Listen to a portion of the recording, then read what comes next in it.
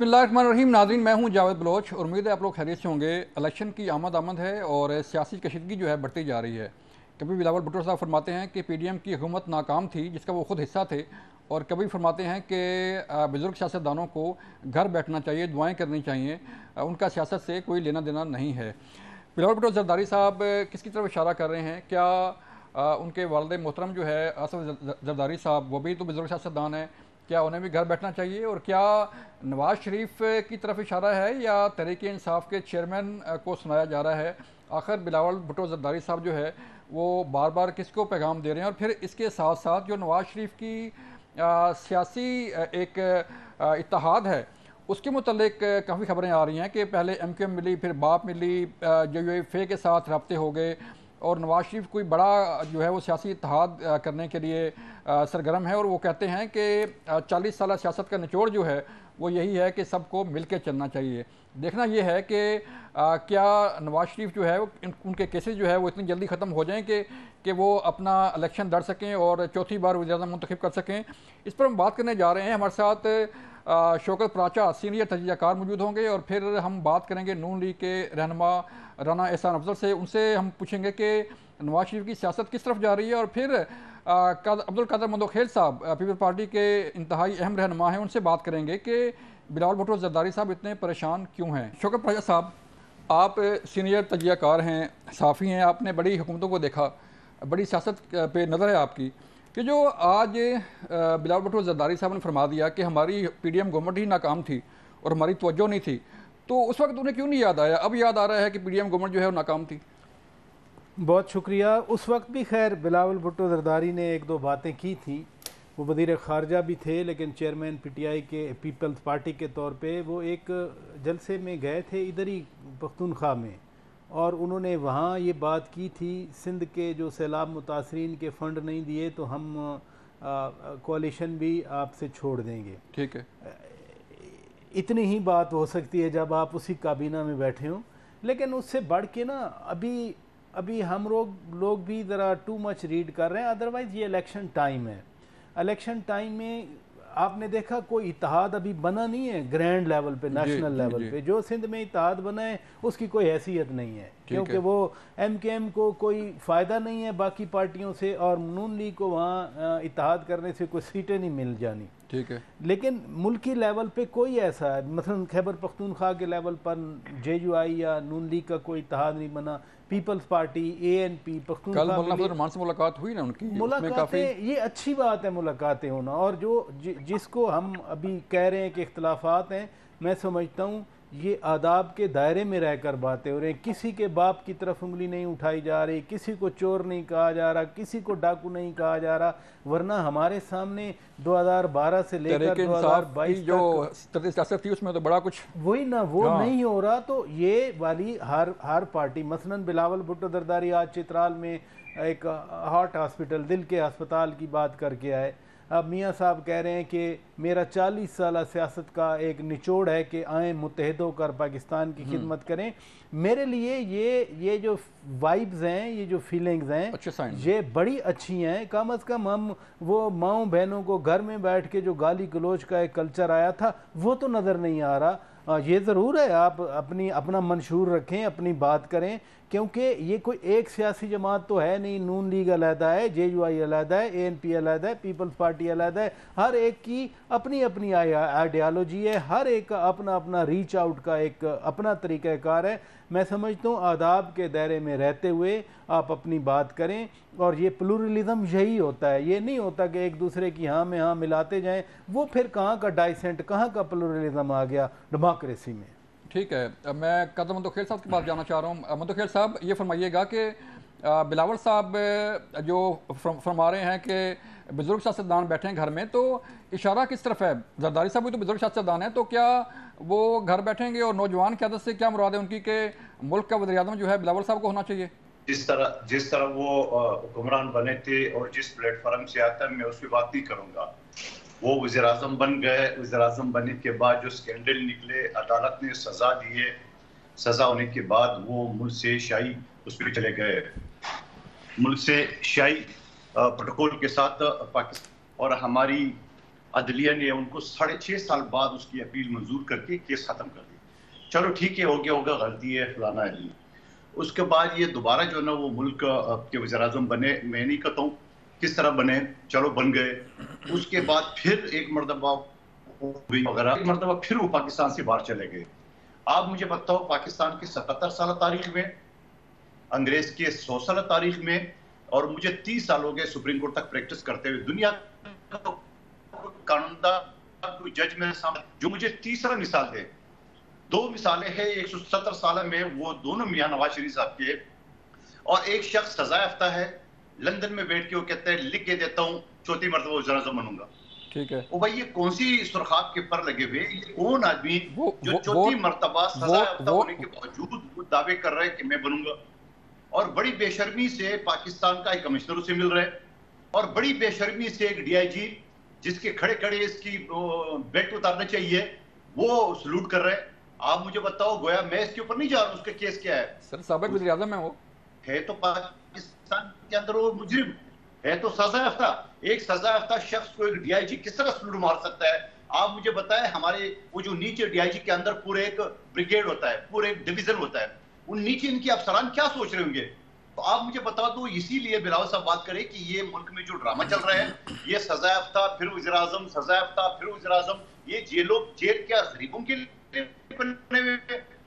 Sir जिसको vote मिलेंगे वही वो बनेगा ना वज़ीर-ए-आज़म। वो तो अपने वोट की बुनियाद पर कह रहे हैं कि हमें इतना वोट मिलेगा कि हम वज़ीर-ए-आज़म बन सकते हैं। वो किस बात के वोट मिलेंगे? जूते पड़ गए लाहौर में, आपको नहीं पता? शहबाज शरीफ साहब की गाड़ी का क्या हाल हुआ, आपको नहीं पता? वो जंग में इनके आदमी के कपड़े नहीं उतार दिए, अभी तो कराची आना बाकी है। एक शख्स वज़ीर-ए-आज़म बने, मुफ्ती इस्माइल साहब वज़ीर खजाना बने, दोनों मेरे मुकाबले में इलेक्शन लड़े, 1 टक्के का काम नहीं किया कराची में। और जो कराची पानी की बूंद बूंद को तरस रहे थे, उसके लिए K4 मंसूबे के लिए सिर्फ 17 अरब रुपए, और K5 मंसूबा जहां शहबाज शरीफ साहब का और मेरे हल्के का और बिलावल साहब के हल्के के लिए 50 अरब रुपए का स्कीम, K5 उसमें लिए 1 रुपए नहीं रखे, और इलेक्शन के लिए आ जाता है मैं कराची से इलेक्शन लड़ूं। आ जाओ ना भाई, चले मैं तो आपकी तोसे से नवाज शरीफ साहब दरखास्त करो, इस शख्स को भेज देना मेरे मुकाबले में, पता चल जाएगा यहाँ पे। चलें आपका मैं चैलेंज लिख के देता हूँ, एक भी कारकुन NA242 का बन गया, एक भी शख्स ये बिल्कुल आपका चैलेंज, वोटों से उनको ऐसे देगा कि आगे पीछे इलेक्शन भूल जाएंगे। आपका चैलेंज सर, आपका चैलेंज आ गया मंदो खेल साहब। कब तक ये ड्रामा चलता रहेगा? मंदो खेल साहब आपका चैलेंज आ गया। मैं राणा साहब की तरफ जाना चाह रहा हूँ, राणा एहसान साहब। मंदो खेल साहब ने तो चैलेंज कर दिया कि आएँ और इलेक्शन लड़ें जो है वो कराची से, लेकिन एक सवाल ये भी है कि कादर मंदो खेल साहब जो है पानी का जो है वो कह रहे हैं कि पानी नहीं दे सके। तो सिंध में गवर्नमेंट तो सिंध गवर्नमेंट की थी पीपल पार्टी की गवर्नमेंट थी, CM उनके थे, सारी मशीनरी उनकी थी, और वो पानी फेडरल गवर्नमेंट से मांग रहे हैं। देखिए, मैं समझता हूँ कि कराची के अंदर पहली बात तो ये कि 2018 में तकरीबन हर हल्के में PMLN का कैंडिडेट जो है वो खड़ा हुआ था, और अगर आप उसको 2018 के रिजल्ट को देखते हैं तो काफ़ी सीटों पे हम नंबर 2 पे थे, और कहीं हमने 70,000 वोट लिए, कहीं हमने 10,000 वोट लिए। तो अब ये जो हमारा एक इलेक्टोरल अलायंस है या सीट एडजस्टमेंट में अगर वो ट्रांसलेट होता है, तो जहां इन्हीं का हल्का जो है, जहां 2018 में हम 750 वोटों से हारे थे फैसल वाडा से, वहां अगर MQM का वोट आप ऐड कर लें तो हम नंबर 1 बन जाते हैं। और पहले PTI का जो वोट था वो तकसीम हुआ था, MQM का वोट तकसीम हुआ, वो PTI की तरफ गया। तो अब वो भी क्योंकि पार्टी बिखर चुकी है तो वहां MQM भी गेन करेगी। तो मैं समझता हूं कि PMLN सिर्फ इस नंबर गेम के अंदर अब बेहतर परफॉर्म करेगी जो अलायंस हमारा MQM के साथ हुआ है। बाकी देखें, सब जानते हैं कि हमारी एक क्रेडिबिलिटी है। PMLN ने 13-18 में परफॉर्म किया, ये जो 16 महीने गुजरे हमने इस मुल्क को डिफॉल्ट से बचाया। चाहे बिजली के मंसूबे हों, वो सिर्फ एक एरिया सेंट्रिक नहीं थे, उनका फायदा पूरे पाकिस्तान को हुआ। LNG का टर्मिनल लगा, उसका फायदा पूरे पाकिस्तान को हुआ। बिल्कुल कराची के अंदर PMLN बराह रास्त ज्यादा नहीं कर सकी, क्योंकि डेवलपमेंट हो, चाहे एजुकेशन हो, हेल्थ हो, लॉ एंड ऑर्डर हो, तो वो ज्यादातर सूबाई जो है सब्जेक्ट्स हैं। लेकिन उसके बावजूद 13-18 में हमने टोटली तौर पर टर्न अराउंड की सिंध की, कराची की लॉ एंड ऑर्डर सिचुएशन। तो इस बेसिस पे हमें 2018 में भी वोट पड़ा, लेकिन 2018 में सब जानते हैं कि एक जमात को जिताना था। अब वो मामला नहीं है, तो हम इंशाल्लाह समझते हैं कि खास करके जो MQM के साथ एक अलायंस हुई है और मुमकिन तौर पे वो सीट एडजस्टमेंट में ट्रांसलेट होगी, तो हमें बड़ा उससे बेनिफिट होगा और आप देखेंगे कि कराची में एक मेजॉरिटी के साथ हम वहां से जरूर सीटें निकालेंगे। चलें चलें सर, मुझे एक ब्रेक के लिए कहा जा रहा है, मिलते हैं एक ब्रेक के बाद। दोबारा आएंगे तो बात करेंगे कि जो पीपल्स पार्टी का बयानिया है उस पर किस हद तक लोग यकीन करेंगे और नून लीग जो बयानिया लेके आ रही है वो किस हद तक कामयाब रहेगा। मिलते हैं ब्रेक के बाद।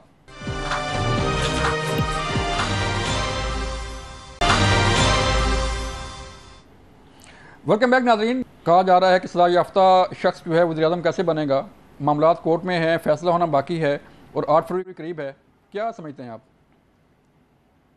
मामला तो अदालती है, अब उसको प्री जज करना भी अजीब सा लगता है, लेकिन ऑब्वियसली मियाँ साहब जब उन्होंने लैंड किया पाकिस्तान में तो उनको उस वक्त भी प्रोटेक्टिव बेल मिल गई। ठीक है, तो वो बड़े कॉन्फिडेंट हैं कि हमें रिलीफ मिल जाएगा। और नैब ने जो नैब केसेस हैं ना, अल-अज़ीज़िया वाला भी नैब का केस है और एवन फील्ड भी, तो नैब तो कह रहा है कि हमारे पास कोई एडिशनल एविडेंस नहीं है, या प्रोटेक्टिव बेल जब ले रहे थे तो उन्होंने अपोज भी नहीं किया। तो जो बदायर नज़र आ रहा है, अब हमें नहीं पता फाइनल आउटकम क्या होगा, बदायर जो नज़र आ रहा है वो तो यही नज़र आ रहा है कि मियाँ साहब को रिलीफ मिल जाएगा। जो कन्विक्शन वाली चीज़ है, क्या वो अनडू होगी या नहीं होगी, मैं अगेन कहूँगा कि देखें ना, रिलीफ मीन कि आपकी ज़मानत कंफर्म हो जाए, आप ज़मानत में रहें, केस चलता रहे, बट जो कन्विक्शन का वर्ड आया था। और तीसरी अहम चीज़ है जो सुप्रीम कोर्ट का वर्डिक्ट पड़ा है, डिस्क्वालिफिकेशन जो है ताहयात नाअहली वाली, वो क्या वो भी अपील में जाएंगे? क्योंकि वज़ीर आज़म बनने के लिए तो फिर आपको वो जाना है। अब तारड़ आदम नदीर तारड़ साहब कहते हैं कि हमने नाअहली की मुद्दत हमने फ़िक्स कर दी है, और उस बिल पास कराने में जनाब मंदोखेल साहब की पार्टी भी शामिल थी, क्योंकि इलेक्शन एक्ट में जो सेक्शन 57-58 में तरमीम हुई तो उसमें ताहयात नाअहली की मुद्दत को 5 साल किया गया। तो मुस्लिम लीग नून तो इस पर भरपूर अंदाज में कॉन्फिडेंट है कि हमें रिलीफ मिल जाएगा, लेकिन जिस दिन नॉमिनेशन आएंगी अगले इलेक्शन के लिए, शेड्यूल तो 5 दिसंबर के बाद आ जाएगा, अभी 10-15 दिनों की बात है, तो जब इलेक्शन में नॉमिनेशन पेपर्स आएंगे स्क्रूटनी की स्टेज में, क्या इलेक्शन कमीशन ऑफ पाकिस्तान मियां मोहम्मद नवाज शरीफ के पेपर्स को इस बुनियाद पर एक्सेप्ट करता है कि जो लॉ आ गया है तो वो 5 साल की मुद्दत हो गई ना, एग्जैक्टली।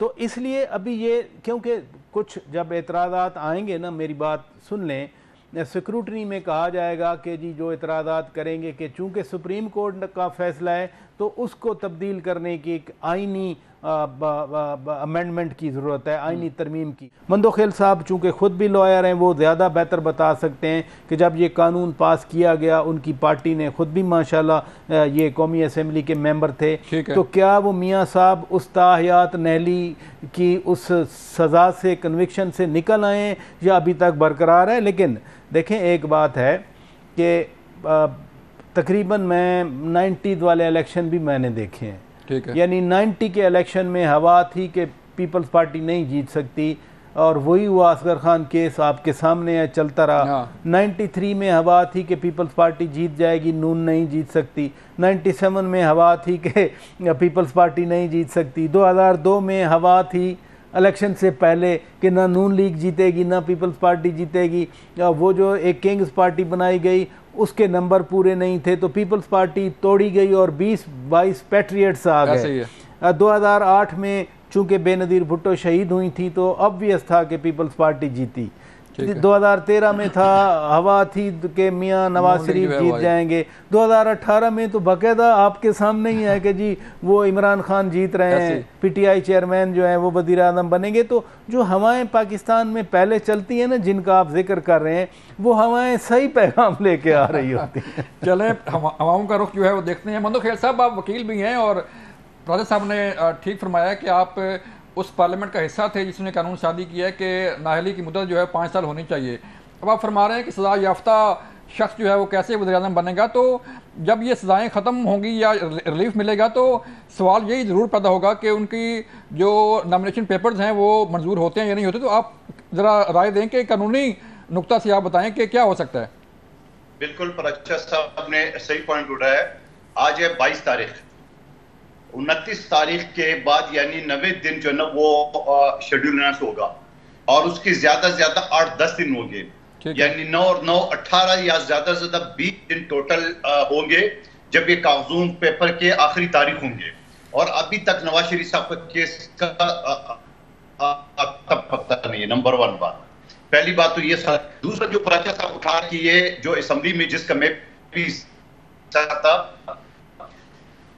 वो इलेक्शन एक्ट में तरमीम की है, उसकी सजा उन्हें कर दी है 5 साल। आइन का आर्टिकल 62 और 63 जो ना उसमें अभी कोई वाज़ेह नहीं है। एक तरफ इलेक्शन एक्ट और दूसरे तरफ आइन के मामले में इलेक्शन एक्ट की कोई औकात नहीं है। नंबर 1 बात, ये दिल की असली के लिए नहीं है, क्योंकि इलेक्शन एक्ट की बजाय असेंबली के आर्टिकल में अगर तो 2/3 चाहिए थे तुम्हारे इस वजह से जो वकील है जफरुल्लाह साहब एक चैनल में मेरे साथ बैठे हुए थे, वो मेरी इस बात से एग्री कर रहे थे, क्योंकि जहां कंफ्यूजन है इलेक्शन एक्ट और आइन के मुताबिक मेरे नजर में तो कोई नहीं है, क्योंकि आइन ज्यादा मोतबर है, मगर उसके तशरीह करेंगे सुप्रीम कोर्ट। जब तक सुप्रीम कोर्ट तशरीह नहीं करेंगे ये जो 5 साल या नाइली की तहयात, ये सारी चीजें अपनी जगह पे मौजूद होंगी। तो ये सारी चीजों के लिए टोटल आपके पास है 18-20 दिन। तो आप मुझे बताओ 18-20 मामला कैसे तय होगा? कानून साजी तो हुई है ना नहीं होगा तो यकीनन वो पेपर इनके रिजेक्ट हो जाएंगे। सर कानून साजी तो हुई है ना, कानून के मुताबिक ही अपना ईसीपी करेगा ना? नहीं हुई है ना, दोबारा सुन ले जी। कानून साजी इलेक्शन एक्ट के तहत हुई है, ठीक है। आइन के आर्टिकल 62 और 63 के अंदर नहीं हुई है, ठीक है। मैं दोबारा रिपीट करता हूँ, आइन ज्यादा मोतबर है इलेक्शन एक्ट से, ठीक है, ठीक है। और इलेक्शन जो आइन का आर्टिकल 62 और 63 है उसमें कंफ्यूजन मौजूद है, उसमें कोई लिमिट नहीं रखा हुआ है। तो जब लिमिट नहीं रखा होगा तो उसकी तशरीह मैं और आप और बादशाह साहब नहीं कर सकते हैं, कि सुप्रीम कोर्ट ये मामला फिर सुप्रीम कोर्ट जाएगा। सीनियर वकील जफरुल्लाह साहब मेरे साथ एग्री कर चुके हैं, ये मामला सुप्रीम कोर्ट ही जाएगा। राना साहब आप सर फरमाइएगा। ये 100% जी, आप सर फरमाइएगा राना साहब के जो हवाओं का रुख है वो तो हम देख रहे हैं, जैसे इब्राहिम साहब ने भी कहा कि जब हवाएं चलती हैं तो लोग और वोट जो है वो हवाओं का रुख देखकर ही जो है वो होता है। तो आपको इतना यकीन है कि जो हवाओं का रुख चेंज हुआ है और जो हवाएं चल रही हैं उसी के मुताबिक ही रिजल्ट आएगा? देखिए, हम तो नहीं समझते कि हवाओं का रुख को तब्दील किया गया है। हाँ, हमने मेहनत की है, हमने रीच आउट किया है और हम लोगों को कामयाबी मिली है। बलूचिस्तान हो जाए, सिंध हो जाए, KPK हो जाए, हमारे साथ जमातें चलने के लिए तैयार हैं, हम इकट्ठे काम करने के लिए तैयार हैं। और जहाँ तक ये बात है, मैं तो समझता हूँ कि बहुत हद तक हमारी अगर हवा किसी ने बनाई है तो पीपल्स पार्टी ने बनाई है। उसका हम शुक्रिया अदा भी करते हैं कि जितना उन्होंने ये लेवल प्लेइंग फील्ड के ऊपर रोना रोया है और कहा है कि चौथी दफा के वजीर आजम मियां नवाज शरीफ है, मैं समझता हूँ आधा काम तो इन्होंने हमारा ये इसी बेसिस के ऊपर कर दिया। बिलावल ने कर दिया। तो ना हमें हवाओं की रुख चाहिए है। इंशाल्लाह ताला हम अपने बलबूते पे अवाम के वोटों के ऊपर हम लोग अपना इक़्तिदार में आएंगे। जहां तक मियां साहब की नाअहली की बात है, देखें इलेक्शन एक्ट में वो तरमीम हो चुकी है कि 5 साल से बियॉन्ड नाअहली नहीं होगी। और दूसरा ये, अब उनकी अपील जो है एक्सेप्ट हो चुकी है और अब वो फैसला जब तक नहीं होता तो मियां साहब बिल्कुल इलेक्शन लड़ सकते हैं। और ये तो जब तक वो फाइनल उनको जो है वो वर्डिक्ट नहीं आ जाती, आपकी सुप्रीम कोर्ट तक उनके पास पहुंच है कि वो जा सकते हैं इंसाफ के लिए, और जब तक वहां पहुंच सकते हैं। जी जी जी जी, तो मियां साहब बिल्कुल इंशाल्लाह इलेक्शन लड़ेंगे और चौथी दफा वजीर आजम भी बनेंगे। चलें, चौथी बार वजीर आजम भी बनेंगे। मुझे एक ब्रेक के लिए कहा जा रहा है, जब हम ब्रेक के बाद आएंगे तो मैं जाऊंगा मंदोखेल साहब के पास और पूछूंगा कि बिलावल साहब क्यों इतना हाइप क्रिएट कर रहे हैं कि लाडला या लिविंग प्ले फील्ड की बात क्यों की जा रही है। मिलते हैं ब्रेक के बाद।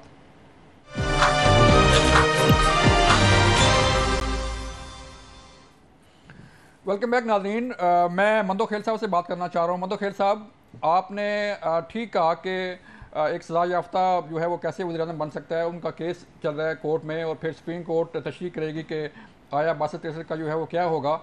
लेकिन सवाल ये पैदा होता है कि नून लीग की तरफ से कोई ऐसा कोई लेवल प्लेइंग फील्ड का नहीं कहा जा रहा। सिर्फ बिलावल भुट्टो जरदारी साहब हैं जो फरमा रहे हैं कि लेवल प्लेइंग फील्ड नहीं मिल रही, परेशानी का जो है वो सामना करना पड़ रहा है उन्हें और परेशानी का इजहार भी कर रहे हैं। तो कहाँ से क्यों इतने खदशात हैं आपको कि ये हवाओं का रुख जो है वो सिर्फ नून लीग की तरफ है और पीपल पार्टी को जो है कोई उस पर हवा का रुख नहीं नजर आ रहा। देखिए, पहले तो राणा साहब ने एक बात की कि हमारी अपील मंजूर भी है। मुझे नहीं पता ये वकील है कि नहीं है। अपील मंजूरी होना, सजा करना या इलेक्शन की परमिशन देना, ये एक अलग चीज है। मैं वकील आप कोर्ट उनको स्पेशल परमिशन दे तो वो जरूर लड़ सकते हैं, ठीक है, पहली बात। दूसरी बात ये कि मैंने कहा ना कि आइन ज्यादा मोतबर है बनिस्बत इलेक्शन एक्ट के, ये दूसरी बात, ठीक है। और अभी 18-20 टोटल नॉमिनेशन फॉर्म की आखिरी डेट तक टोटल 18-20 दिन है और अभी तक कोई सर पैर पता नहीं चल रहा केस का। और दूसरी बात, राणा साहब ने बिल्कुल सही कहा कि आधा काम हमारा पीपल्स पार्टी ने कर दिया है। बिल्कुल आधा काम हम उतारेंगे, आधा काम पाकिस्तान की आवाम उतारेंगे। अब जो आप गिन रहे हो, ये जो मुस्तफा कमाल साहब के 54 रुपये आ गए। और फिर मुझे बताओ, आज आपका ये हाल है, से पहले 2018 से पहले आपके मेरे हल्के में बल्दिया टाउन में सारे के सारे जो यूसी चेयरमैन थे वो आपके थे। सारे के सारे यूसी चेयरमैन हमारे, दो आपके वो हमारे इतिहास से बने हुए, एक एमक्यू में चला गया, ठीक है। तो ये तो फिर अवाम को अच्छी तरह पता है कि काजम भाई टिम्बर आया था, शहबाज शरीफ साहब वजीर आजम बन गए, मिफ्ता इस्माइल साहब वजीर खजाना बन गए, पानी का एक बूंद नहीं दिया, गैस का एक पाइप नहीं दिया, सीवरेज का एक पाइप नहीं।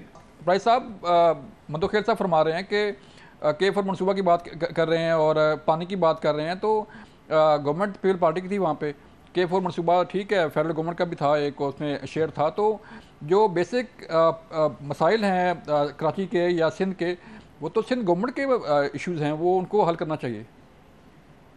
यहाँ हमने सुना था कि कुछ 1100 अरब रुपया कराची के लिए पैकेज आ गया है, ठीक है, उसमें के4 भी शामिल था, ठीक है, लेकिन वो भी ना हुआ, ठीक है। और वो पता चला कि जो इत्तेहादी थे वो खुद कहते थे आकर के पता नहीं 1100 में से 1 अरब के 2 अरब रुपए मिले हैं, जिससे पानी इज अ सीरियस इशू जी।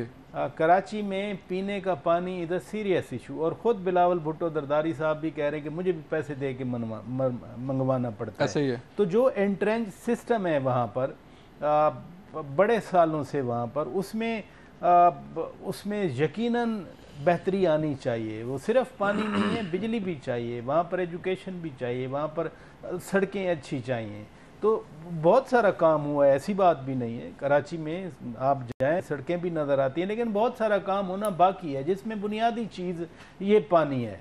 तो अब तो सुना है कि कुछ के4 पे जो है वो प्रोग्रेस भी हो रही है, और दरमियान में ये भी खबरें थीं कि इसको हो सकता है सी पैक का हिस्सा बनाया जाए और उस तरह से भी फंड्स चलें, शायद नेक्स्ट गवर्नमेंट आके पानी दे दे।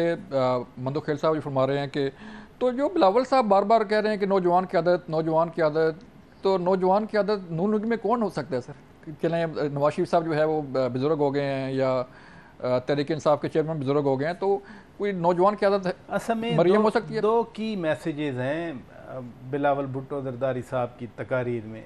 नंबर 1, इसमें कोई शक नहीं है, वो कह रहे हैं कि ये जो हमारे बुजुर्ग सियासतदान हैं 70-70 साल के, इनके अंदर ज़िद और नफ़रत बढ़ी है एक दूसरे के बारे में, ठीक है, कि सियासत को ज़ाती दुश्मनी का रंग दिया गया है। तो हम ये क्या देखते आए हैं? यानी अभी भी जो कुछ 1-2 इंटरव्यू आए, उसमें क्या नज़र आया आपको? सवाए ज़ाती रंजिश, दुश्मनी, नफ़रत, इस तरह की बातें हमारे माशरे में तो मायूब समझी जाती थी, अब वो सरेआम हो रही हैं। तो ये यहाँ बड़ी अच्छी बात है बिलावल भुट्टो दरदारी की। दूसरी बात ये है कि देखें, पीटीआई अपने आप को नौजवानों की पार्टी कहती है। अभी जैसे राणा साहब ने कहा कि वो तितर बितर हो चुकी है, तो उस यूथ को आपने एंगेज तो करना है। और अगर बिलावल एक मैसेज दे रहे हैं जो कि वाकई नौजवान है, हाँ, यानी 70 साल वाले कहते हैं कि हम नौजवानों के लीडर हैं, तो जो नौजवान है उसको इतना तो हक मिलना चाहिए कि वो कहे कि हाँ मैं नौजवान हूँ, बिकॉज वो नौजवान है। और नून में खुद राणा साहब बैठे हैं, द यंग मैन, अल्लाह बख्शे, इनके मरहूम वालिद साहब बड़े अच्छे इंसान थे। हम तो दुआ करते हैं सब के लिए कि अल्लाह ताला सबको ज़िंदगी दराज करे। उनकी वफ़ात हो गई, ये खुद नौजवान है। आपने मरीम नवाज शरीफ साहिबा की बात की, तो इसमें क्या हर्ज है? हमजा शहबाज भी तो बैठे हैं, वो पंजाब के चीफ मिनिस्टर, बड़े नाम आ रहे हैं, बड़े नाम आ रहे हैं। राणा साहब मुझे बताइएगा कि नून लीग में जो है वो नौजवान कितने हैं और क्या नौजवानों को मौका मिल सकता है? आप भी नौजवान हैं, जैसे कि वैसे फरमा रहे हैं कि मरियम नवाज साहब भी आ सकती हैं, हमजा शहबाज भी आ सकते हैं, तो ये बुजुर्ग जो है वो नौजवानों को मौका दे सकते हैं? बिल्कुल, देखिए नौजवानों को मौका मिला है। पीएमएलएन की जो सूबाई काबीना थी उसमें भी नौजवान मौजूद थे, और वैसे भी देखें 70% आबादी नौजवानों की है, तो नौजवानों को एक अच्छी नुमाइंदगी मिलनी चाहिए। और पीएमएलएन इस दफ़ा टिकट्स के ऊपर मियां नवाज शरीफ कह चुके हैं कि हम नौजवानों को आगे लेके जाएंगे। अभी मंशूर की कमेटी बनी, उसमें पहली दफ़ा एक अच्छी मेजॉरिटी जो है वो नौजवान पॉलिटिशियंस को डाला गया कि वो इन्वॉल्व हों। बाकी हमारी तो पीएमएलएन की तो है ही यूथ सेंट्रिक पॉलिसी, चाहे लैपटॉप्स हों, यूथ लोन्स हों, एजुकेशन के ऊपर फोकस हो, वो सारा नौजवानों को उभारने की सियासत है। और देखें बिलावल साहब बिल्कुल अपने आप को पिच करें कि वो नौजवान लीडर हैं, लेकिन इसका फैसला तो जो है वो अवाम ने at the end of the day करना है कि वो नौजवान लीडर को सिलेक्ट करते हैं या एक्सपीरियंस लोगों को सेट करते हैं, या आपकी कैबिनेट में जो है नौजवानों की अक्सरियत है, या आपकी पार्लियामेंट में जो है वो आप टिकट्स नौजवानों को देते हैं। तो आप नौजवानों को तो राणा साहब वैसे एक चीज़ जो हमें नजर आ रही है वो ये है कि एक तरफ नौजवान है जिसका तल्लुक नून लीग से है, और एक तरफ बुजुर्ग है जो कोई और पार्टी छोड़ के नून लीग में शामिल हुआ है। तो देखते हैं प्रायोरिटी किसको मिलती है। देखिए यहाँ तो जो बुजुर्ग हैं पीपल्स पार्टी में, वो कहते हैं कि हमें इलेक्शन कमीशन के ऊपर पूरा एतमाद है और हमें यकीन है कि फ्री फेयर ट्रांसपेरेंट इलेक्शन होने जा रहे हैं। और नौजवान कहता है कि जी ये लेवल प्लेइंग फील्ड नहीं है। तो पहले तो आपको अपना घर जो है वो इन ऑर्डर करना पड़ेगा कि बाद में आप जो अगली जंग है वो लड़ें। पहले अपनी जमात में तो आप जंग लड़ लें। ऐसे ही है, ऐसे ही। मंदोखेल साहब आप मेरी आवाज़ सुन पा रहे हैं तो मैं आपके पास आना चाह रहा हूँ। सर ये फरमा दें कि बिलावल भुट्टो जरदारी साहब की कैंपेन जो है वो जारी है, तो सिंध में जलसे हुए, केपी में जलसे हो गए हैं, चित्राल चले गए, तो पंजाब के लिए क्या प्लान है उनका? कि पंजाब को जारी बात है पंजाब से ही फैसला होता है कि वज़ीर-ए-आज़म कौन होगा, इतनी सीटें हैं पंजाब में, तो क्या प्लान है पीपल्स पार्टी का कि पंजाब में जो है वो इतनी सीटें लेके आए कि अपना वज़ीर-ए-आज़म मुंतखब कर सके? देखिए अगर आपको पहले जरदारी साहब का दौर अगर याद हो, उस वक्त भी हमारी पंजाब में अक्सरियत नहीं थी, मगर हमने हुकूमत बना ली है। हमारे लगभग 120 सीटें थी और हमने हुकूमत बना ली उसको साथ लेके, एमक्यूएम को, काफली को साथ लेके। तो मुझे तो बिलावल साहब तो फिर भी आप देख रहे कल उसे वहां पे चित्राल में और उस साइड पे जो बॉर्डर साइड पे वहां पे बड़े बड़े इज्तिमा किए। और अभी 30 नवंबर को हमारे यूम तासीस से कोयटा में वहां पे आप देखेंगे जलसा। लेकिन अब बताओ कि जो छोटी मर्तबा दावा करे मैं लिख के देता हूँ वज़ीर-ए-आज़म बनाऊंगा, उसकी जलसे का है वो पाकिस्तान के अलावा जो 4 टेबल और प्लेट का खाना रखे और 4 झंडियां लगा लिए। अब ये दावा करे पंजाब का, और फिर इतनी तकड़ी क्या जरूरत पड़ी कि उनका सारा भी ले ले, किसी और का सारा भी ले ले। मैं तो हर चले कहता हूँ आए मुकाबला करते। सवाल ये है कराची के लोग या पाकिस्तान के लोग अच्छी तरह जानता है, हर बच्चे के हाथ में स्मार्टफोन है, तो ये लिए क्या कर रहा है। हमने जो सिर्फ में काम किए, आपको पानी का लग रहा है, पानी का बार बार इशू उठा रहा है। पानी जो पानी है ही नहीं कराची में, तो कहां से देंगे? वो नहर आना था, नहर से K4 मनसूबा, K5 मनसूबा, वो वफाकी हुकूमत ने पैसे नहीं दिए।